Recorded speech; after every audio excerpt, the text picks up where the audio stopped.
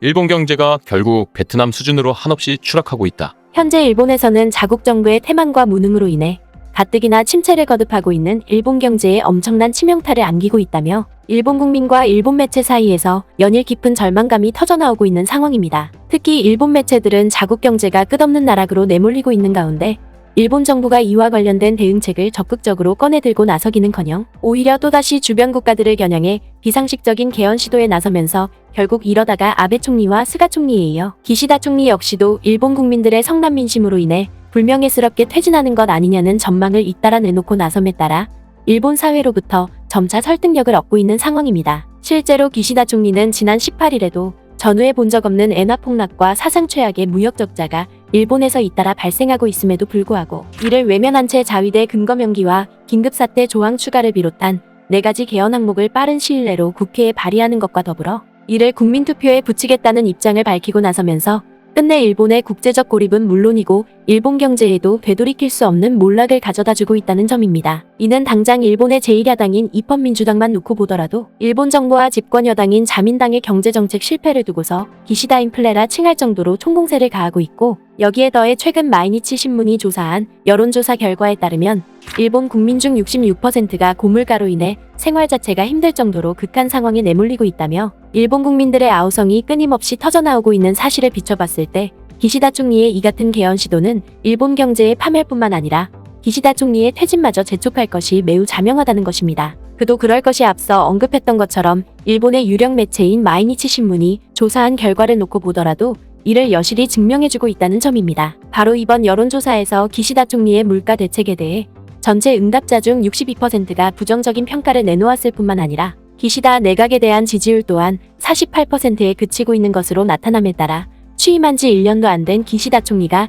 연일 궁지에 내몰리고 있다는 것입니다. 그리고 일본 정부의 이러한 난맥상은 결국 일본의 외교 위상과 국민소득에도 크나큰 악영향을 미치게 되면서 일본 국민들의 분노가 더욱더 극에 달하고 있다는 점입니다. 실제로 최근에도 일본 정부가 새로 들어선 한국 정부를 놓고서도 정상회담을 일절하지 않겠다고 밝힐 정도로 한국과 극한 갈등을 지속하고 있음에도 불구하고 오히려 서방 진영에서는 일본보다 한국과의 협력이 천군만마와 다름없다며 연일 한국을 상대로 러브콜을 보내고 있다는 일본 매체의 특집 보도가 쉴 새 없이 쏟아지고 있는 것도 모자라 심지어 국민소득에 있어서도 한국에 추월당한 일본의 국민소득이 이제는 아시아 최하위 수준으로 추락하고 있다는 소식마저 발표되면서 일본 정부를 아연 실색해하고 있는 상황입니다. 이는 오늘날 격렬해지고 있는 신냉전 질서에 맞서기 위해 폴란드와 뉴질랜드 정부가 자국의 국방부 장관을 한국으로 급파할 정도로 한국산 방산 제품 도입에 국가적인 사활을 걸고 있는 가운데 최근 스웨덴 정부마저도 한국으로 급히 달려가 한국산 방산 제품 도입에 적극적으로 나섬에 따라 결국 한국을 상대로 극한 갈등을 지속해왔던 일본 정부의 국제적 고립이 더욱더 가속화되고 있다는 것입니다.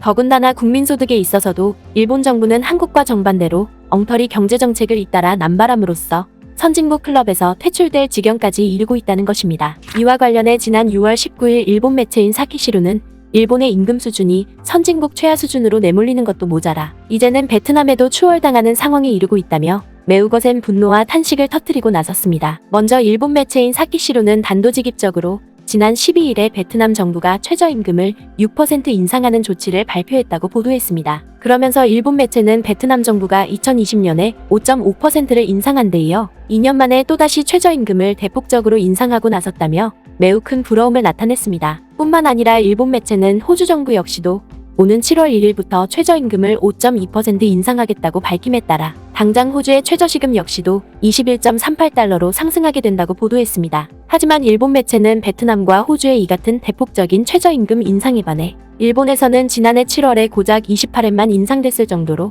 수십 년 동안 정체를 거듭해왔다고 비판했습니다. 실제로 일본 매체는 한국과 미국을 비롯해 독일과 영국에 이르기까지 주요 선진국들과 비교해보더라도 일본의 최저임금은 사상 최악의 인상률을 보이고 있다며 매우 거센 분노를 나타냈습니다. 먼저 영국의 경우만 놓고 보더라도 지난 2018년부터 최저임금이 7.83파운드로 인상되었던 영국의 최저임금은 2019년에 또다시 4.9%가 인상됨에 따라 8.21파운드로 오르게 됐고 2020년과 2021년에도 최저임금이 각각 6.2%와 2.2%씩 잇따라 올랐다는 것입니다. 뿐만 아니라 미국과 독일 역시도 영국과 비슷한 인상률을 나타내왔는데 미국의 경제 심장부라고 할 수 있는 뉴욕의 경우를 자세히 살펴보면 2017년에 9.7달러를 기록했던 최저시급이 올해 들어서 13.2달러까지 급상승했다는 것입니다. 심지어 일본 매체는 자국 정부가 극한 갈등을 지속해오고 있는 한국 역시도 꾸준한 최저임금 상승을 통해 일본의 소득 수준을 가뿐히 추월했다며 매우 큰 감탄과 탄식을 터뜨렸습니다. 그도 그럴 것이 일본 매체는 지난 2018년에 16.4%나 급상승했던 한국의 최저임금은